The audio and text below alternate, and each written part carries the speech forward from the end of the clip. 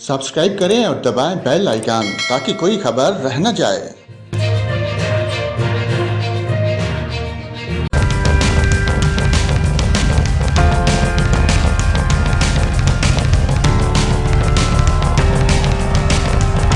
नाज़रीन, आपको बताएं, सिंध में मानसून का चौथा स्पेल जारी है। कराची, हैदराबाद समेत मुख्तलिफ शहरों में वक्फे से बारिश का सिलसिला जारी है। बारिश की वजह से ठट्ठा, मीरपुर खास, बदीन, उमरकोट, टंडोवाला यार और चंबट समेत मुख्तलिफ शहरों के निशेबी इलाकों में पानी जमा हो गया।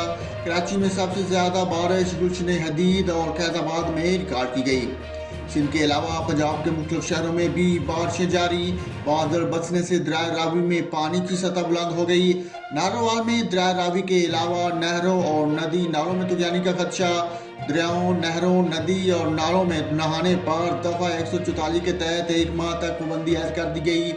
उधर चमन समेत बलूचिस्तान के मुख्तलिफ शहरों में भी बारिश। मशरकी बलूचिस्तान में सैलाबी सूरत हाल की वार्निंग जारी। वफाकी हुकूमत ने बारिश और सैलाब से मुतासर इलाकों में एमरजेंसी नाफिज कर दी।